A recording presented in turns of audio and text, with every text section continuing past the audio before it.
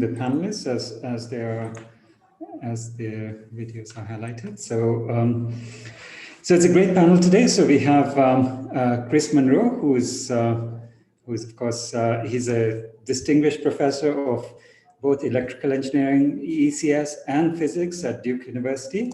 So he was involved in experimental quantum computing starting in the very early days in the 90s in Dave Vineland's lab at NIST Boulder. And of course, he's done a lot of work on ion trap quantum computing. And in 2015, he founded the company IonQ with Jung-Sen Kim. So, Chris, great to have you on the panel. We have Mark Zhandry, who is on the faculty at Princeton.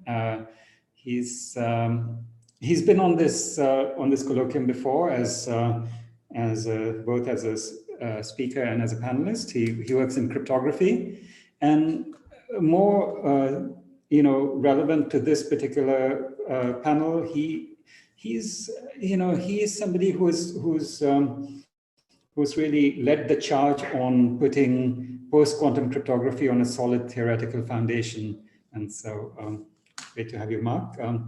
There's Lieven Vandersypen from TU Delft, who, when he was a PhD student at Stanford, he actually did a lot of work at IBM Almaden on this early work on NMR quantum computation around 20 years ago.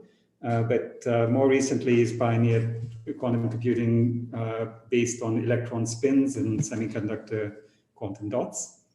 And then we have a surprise guest on the panel, who's Scott Aronson, who I'm sure needs no introduction here. He's been, of course, a speaker here and a panelist before, but more to the point for this particular panel, he's worked, of course, extensively on proposals for quantum advantage, quantum supremacy, but also much of the work trying to justify the correctness of some of these protocols. So just to kick things off, maybe could we have each of the panelists give their a few minutes reaction to the talk by Andrew and Daive, as well as your thoughts about prospects for moving forward with verifiable quantum advantage, both theoretically and experimentally. So, anybody who would like to go first? Maybe Mark, would you like to say? Yeah, I can go first. So I guess first, I just wanted to make a general comment that I find really interesting about these proofs of quantumness. And is that not only do they give a way for us to test whether or confirm that a quantum computer is indeed doing something quantum, but these proofs of quantumness have actually been used as a starting point for tons of theoretical protocols for quantum cryptography. And by quantum cryptography, I mean doing cryptographic tasks that were never possible before, such as certifying randomness, proving quantum computation, quantum currency, those kind of things. And I find it really interesting that sort of the same underlying protocol is sort of being used for what in my mind are two different things. But also the connection runs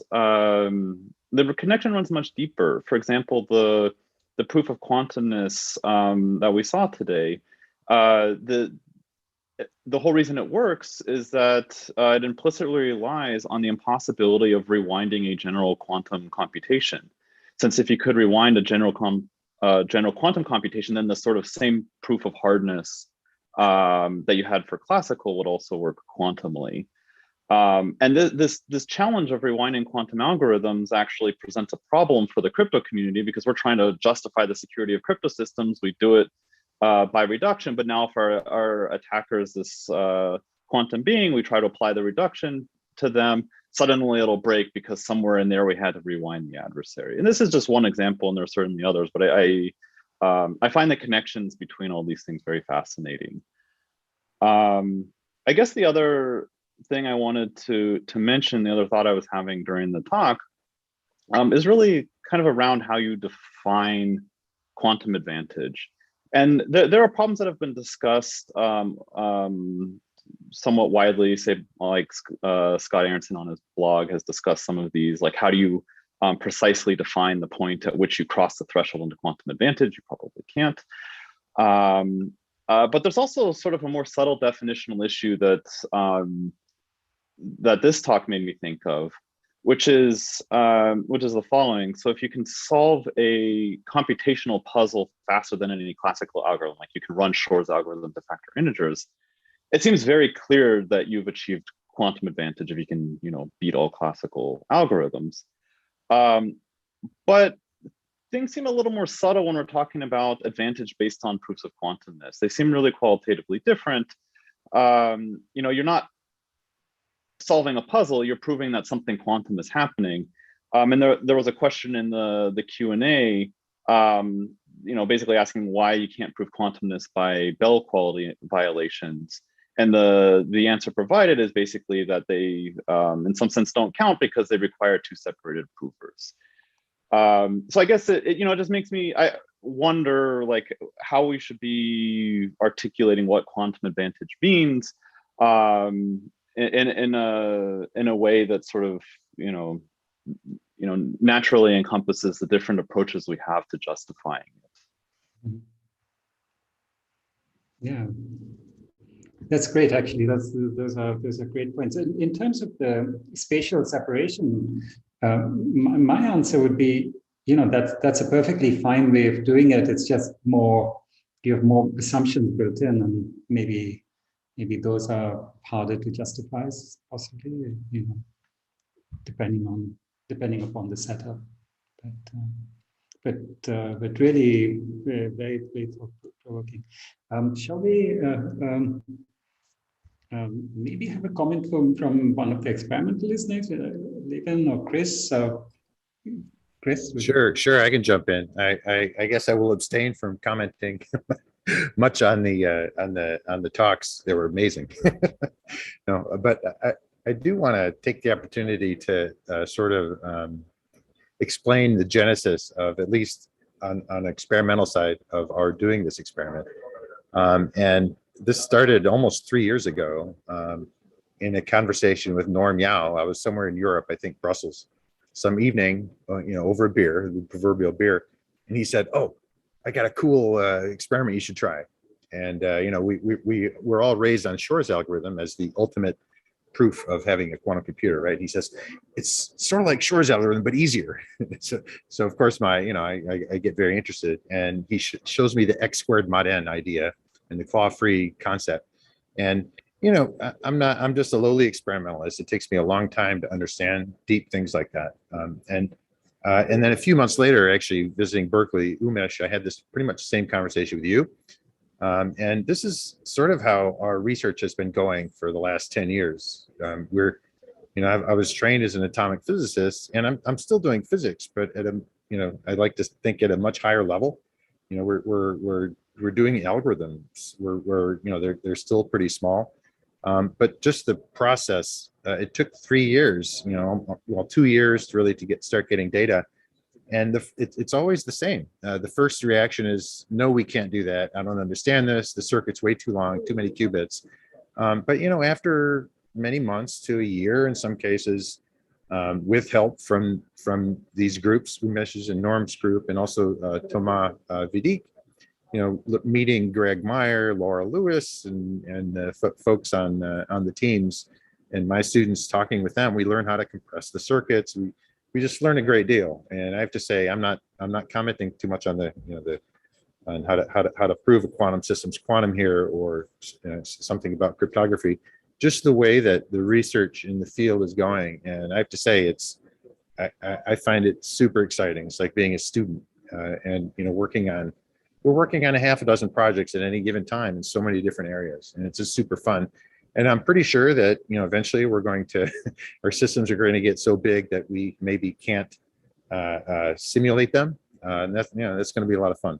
This is not really a plug, but we have a MURI, a DoD big grant on certification in quantum systems, and Thomas is part of this, and Umesh is part of this, and our team is part of this. And I have to say, I mean, for once, I hope no government folks are listening too closely, but like for once, this experiment is like totally fit the vision of that call. Anyway, so yeah, it's been a great collaboration. I look forward to many more. I'll leave it with that. Yeah, thanks, Chris. Yeah, it's really been lots of fun to do this. Yeah, sure. I can say a few things.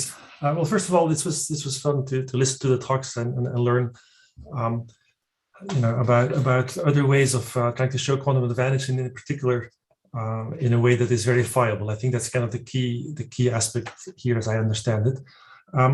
One thing that I was wondering about this verifiability of these protocols is, aren't you assuming that there is no classical and efficient algorithm for prime factoring, or is that not the case here?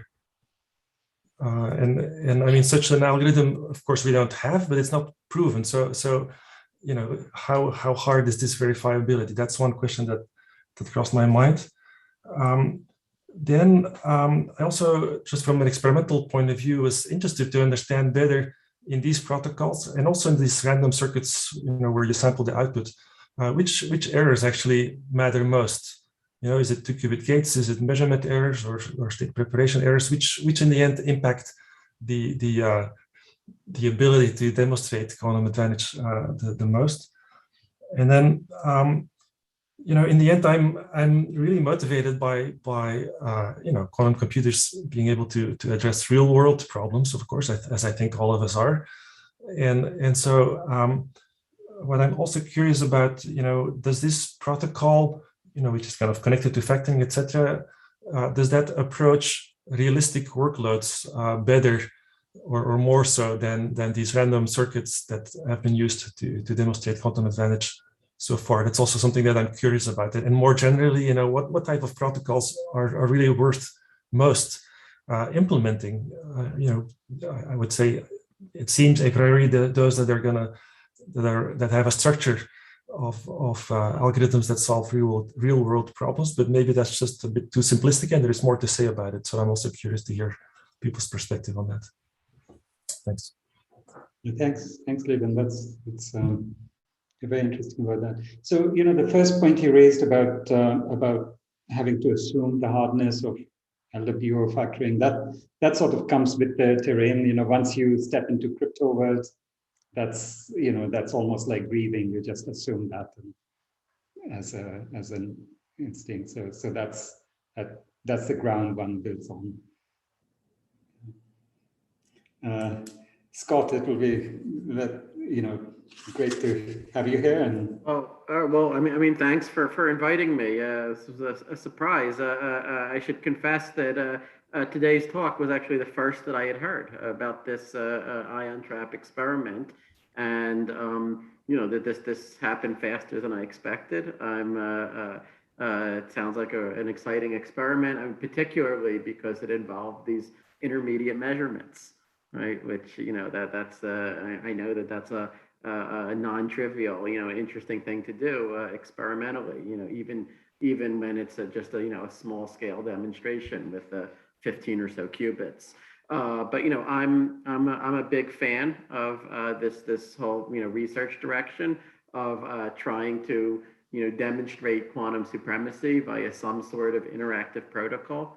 I mean, I was a fan of it, from like way back in 2008 when Mick Bremner and Daniel Shepard were, talking about this then crazy idea, even before there was the term quantum supremacy, right?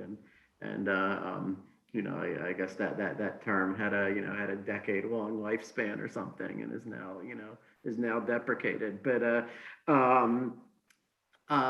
so I really enjoyed both of the talks today.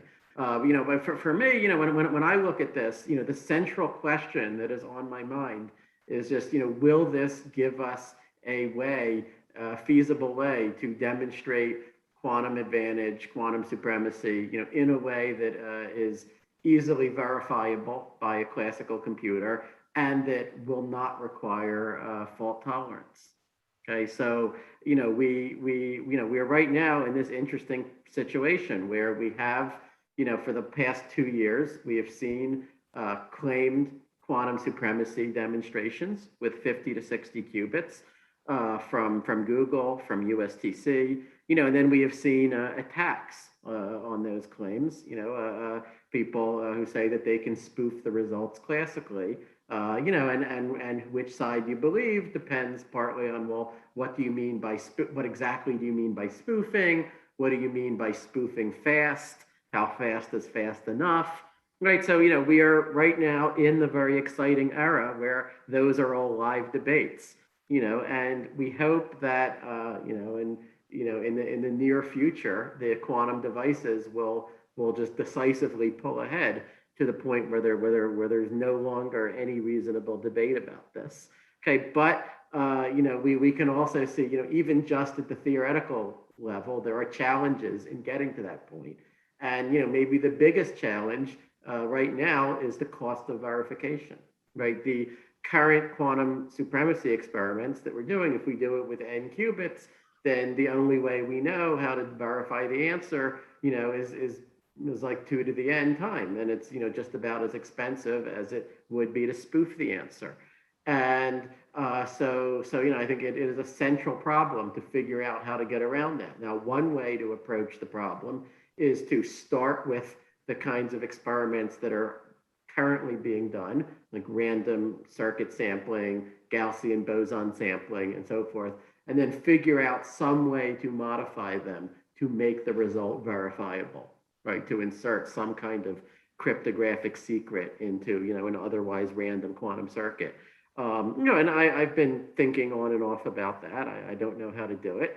But what we heard about today was sort of approaching the same problem from the opposite direction, okay, where you start with these protocols that we're very confident, would work, would give us what we want, if we had a full, fault-tolerant quantum computer. Right, that could, do all of this cryptography on superpositions of inputs. And then starting from that point, we try to figure out how to make it more practical, in the near term, how to implement it with the devices, let's say, that we'll have over the next 5 to 10 years. So, we heard in this talk estimates of about 2,000 qubits, to actually get quantum supremacy, via these proposals, and I would say that points to the need for further theoretical progress, right? If we're talking about 2,000 qubits, then at that point, probably, once, to get to 2,000 qubits, almost certainly you need fault tolerance. And at that point, if your goal is to refute Gil-Colley, refute the quantum computing skeptics, then, you might as well just run Shor's algorithm. Right, and that would be maybe the most straightforward thing to do, right? But if those 2,000 qubits can become 200 qubits, let's say, if the gate counts can be reduced by some, I don't know how many orders of magnitude it would take. Okay, but then maybe we are talking about something that's competitive, for the next 5 years. Okay, so this is a very, very live question. I don't know what the answer is going to be. But, I could mention, I just this week, I taught in my undergrad quantum information class about Shor's algorithm, right? And I got the question that I always get of, how big of a number has been factored so far? And I had to say, well, as far as I know, it's still 21, with high probability is 7 times 3, right? But, I had to explain how, while you could scale today to, running Shor's algorithms with bigger numbers than that, until you have error correction, it's not going to be competitive, right? It's of limited interest. But, I hope that one of these ideas, will be competitive for the near term. But, I regard that as a super duper interesting open question.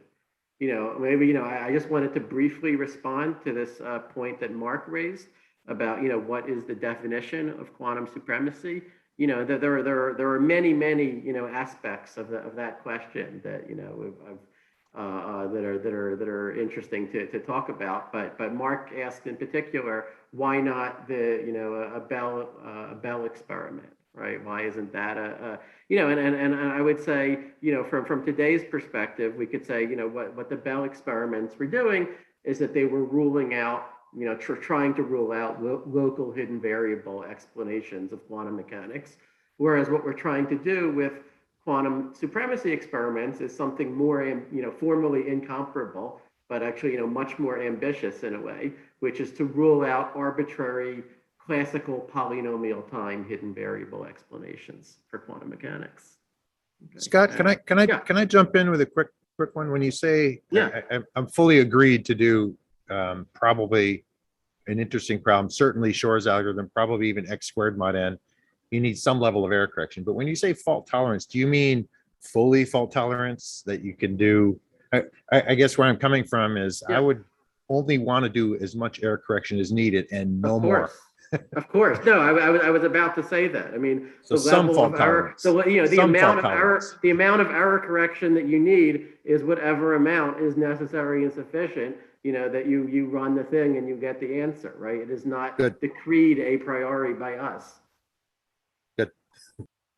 At best we could, theorists could try to give some guidance about it, but the amount of error correction that you want is whatever amount you need, and that's the ultimate arbiter. If I can maybe also comment on this point.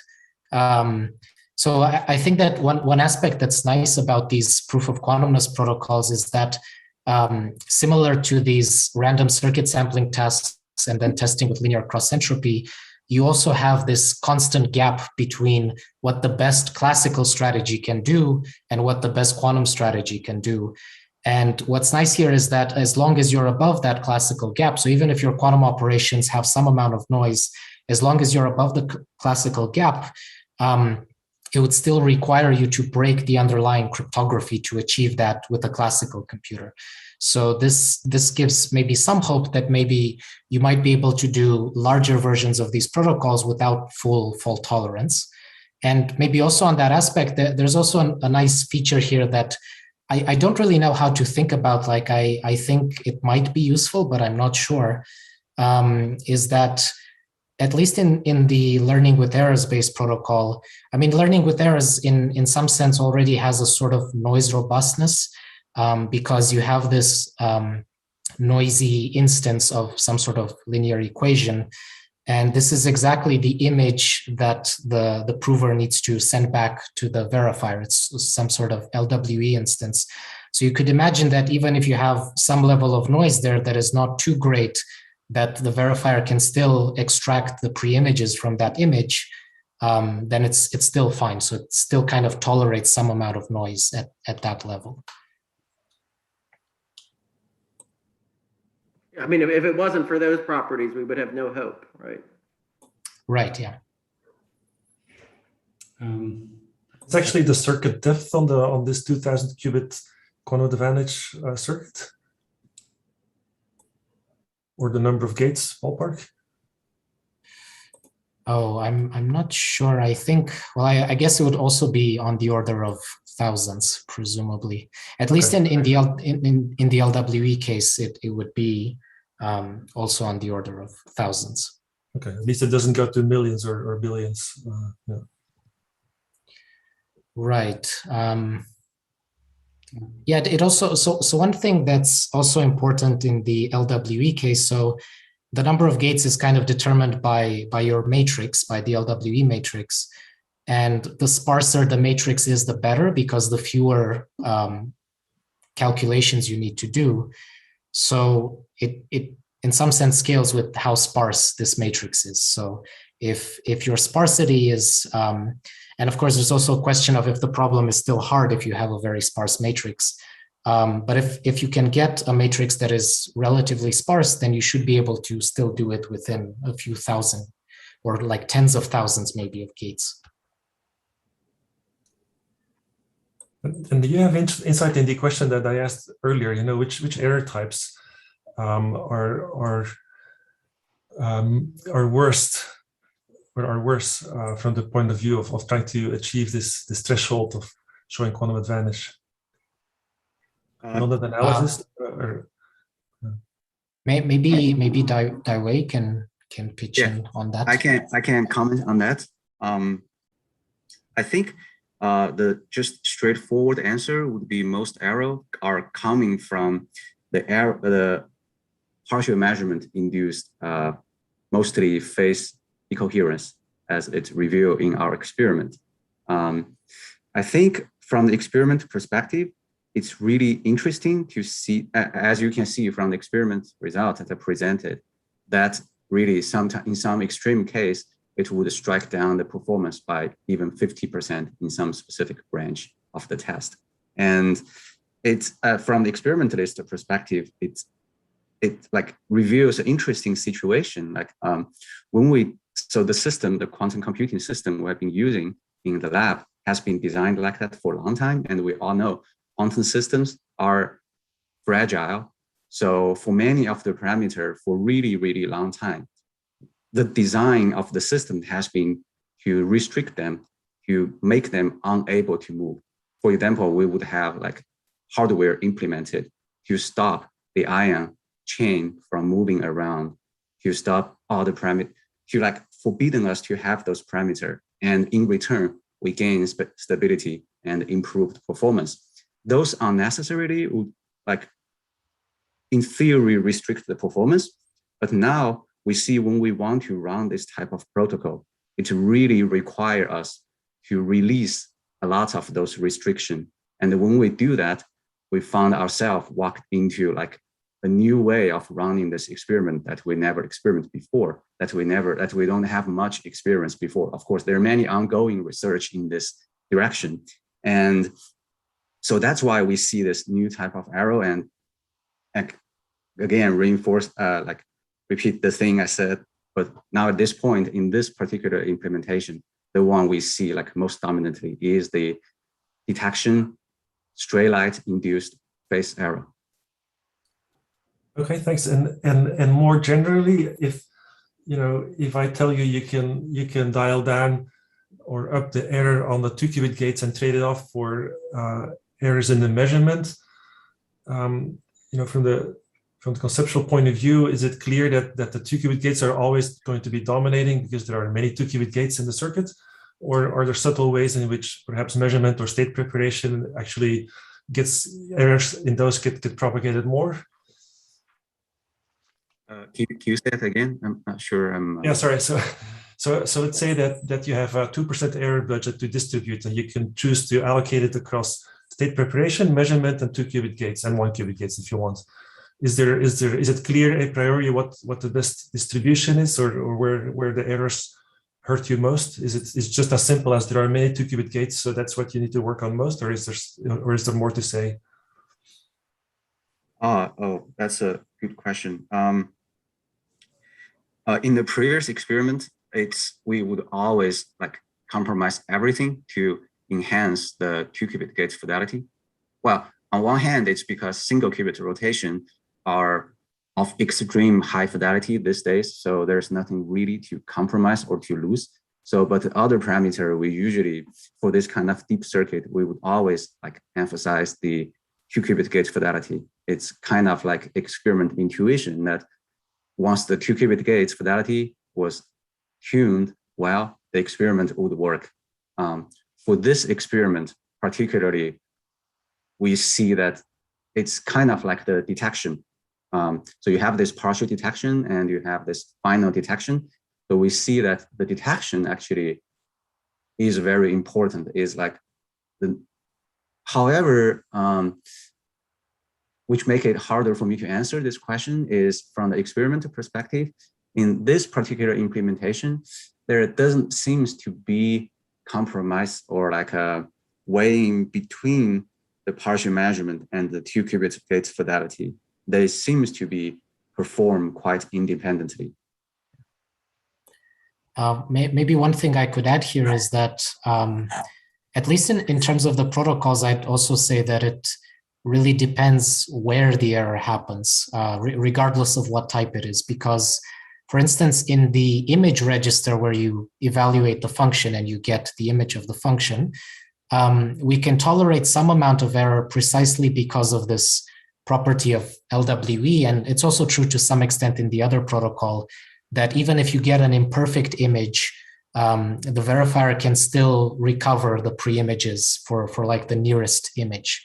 However, if you have an error in the pre-image test, for instance, so even if a single bit of the pre-image is flipped, then you would just view that as failure because that's not a valid pre-image. But I would say that indeed there hasn't been maybe enough research on how robust these protocols are to noise. So you could imagine maybe that you could, say, encode the pre-images in some sort of classical error correcting code, so that you could, at least when you get a pre-image, you could maybe do some sort of majority vote on the bits or something like that, or apply some sort of linear classical error correcting code to get the valid pre-image. But then there's also a problem of how do you robustify the equation test as well, where there again, if even a single bit of that equation is flipped, it's going to give you an invalid equation.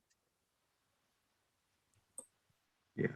Oh, this also reminds me of one actual correlation between the 2-qubit gates and the partial detection, is because we use the motional modes to do 2-qubit gates. The shuttling, the more like chromatic shuttling you do, the more disturbance it would cause to the motional state of the chain. That would make the following 2-qubit gates, that would make the fidelity of the following 2-qubit gates suffer. Actually, in this experiment, we actually would emphasize the partial detection fidelity first, because interestingly, in this protocol, most of the 2-qubit gates are performed before the interaction. When the interaction are done, when the decisions are made, you mostly what's left to do is to decide what the measurement basis you would be doing in, and which ancilla, what is the choice of R, as Andrew introduced, that the verifier would make. So in this case, it's like a cheaper choice to emphasize, to like let go some of the following 2-qubit gate fidelity. But I could imagine in some other protocol or algorithm that you would require high, like large number of 2-qubit gates after interaction. You would actually sometimes compromise the partial readout fidelity to give yourself some boost in the 2-qubit gates quality. That's very interesting. That's really great.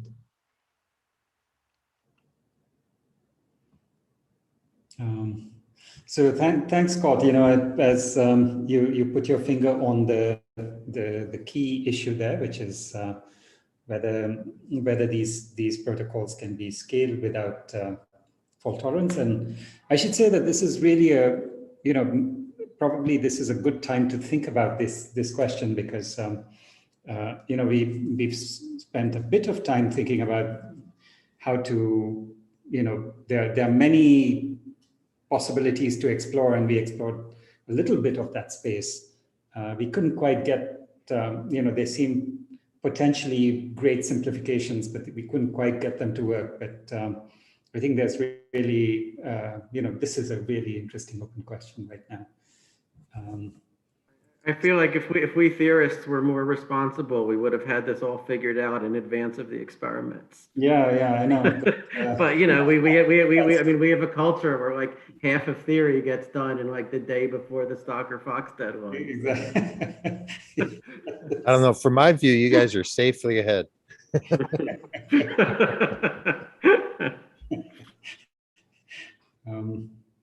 Yeah, well, great. it depends on the point of view, right, Chris? You could say we have, let's say, 50 to 100 qubits, and the theorists are far behind in telling us how to use them to solve a relevant problem.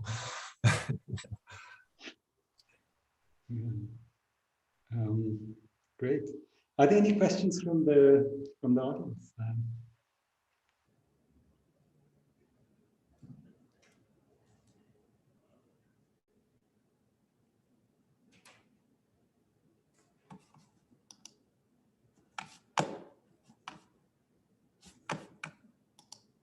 I guess all the Q&A has been answered. You know, if there possibly we can wrap up after if there are any further comments from the panel before we wrap up.